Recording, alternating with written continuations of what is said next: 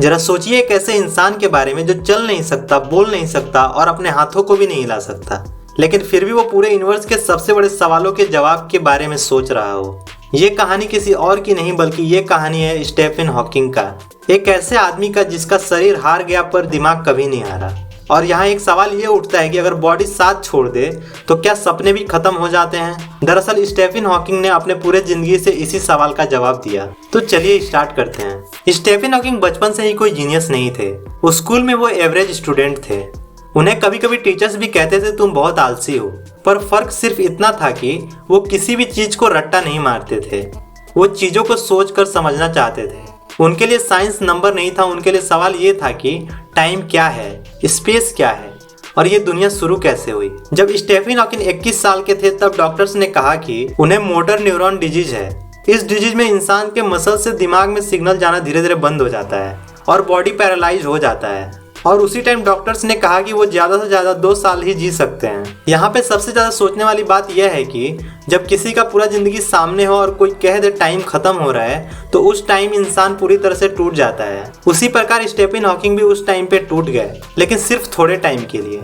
फिर उन्होंने सोचा भले ही टाइम कम है लेकिन जो भी करूंगा दिल से करूंगा। और फिर धीरे धीरे उनका बॉडी उनका साथ छोड़ता गया। पहले उनका चलना बंद हो गया, फिर कुछ टाइम बाद बोलना बंद हो गया और फिर धीरे धीरे लिखना भी मुश्किल हो गया। लेकिन उनका थिंकिंग कभी बंद नहीं हुआ। वो कंप्यूटर के थ्रू बोलते थे। वो एक एक वर्ड को चूज करते थे, इसलिए वो हर बात को सोच समझ कर कहते थे और शायद इसी वजह से उनका हर एक बात सीधा दिल तक पहुंचता था।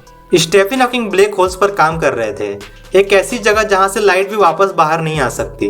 दुनिया मानती थी कि ब्लैक होल में एक बार जो अंदर गया वो कभी वापस बाहर नहीं आ सकता और साइंटिस्ट भी मानते थे कि ब्लैक होल कभी खत्म नहीं होता। पर हॉकिंग के मन में सवाल ये था कि अगर नेचर के रूल्स हर जगह सेम हैं तो यहाँ अलग क्यों है? क्यों कोई चीज एक बार जाने के बाद दोबारा बाहर नहीं आ सकता?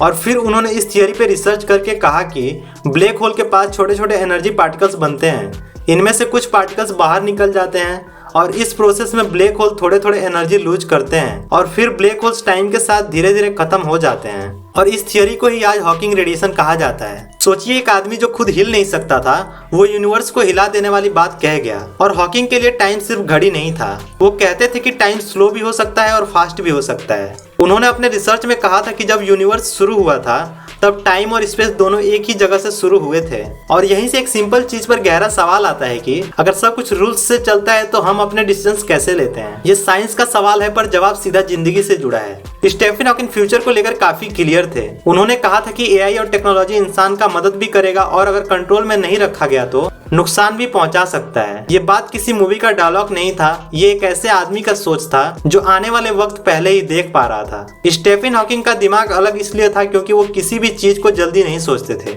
वो हर थॉट्स पर वक्त देते थे और जब बोलने में मुश्किल हो तो इंसान ज्यादा गहरा सोचता है और जब सोच गहरा हो जाता है तो सिर्फ साइंस नहीं रह जाता, वो सच बन जाता है। स्टीफन हॉकिंग ने हमें एक सिंपल बात सिखाया कि हम अपने शरीर से ज्यादा अपनी सोच होते हैं। वो खुद चल नहीं सकते थे लेकिन उन्होंने पूरे दुनिया को सोचने पर मजबूर कर दिया और शायद यही उनकी सबसे बड़ी मिस्ट्री है। एक ऐसा इंसान जो खुद खड़ा नहीं हो पाया लेकिन उसने पूरी दुनिया को दिमाग से खड़ा कर दिया। तो हम मिलते हैं किसी नए वीडियो में किसी नए टॉपिक के साथ। Thanks for watching.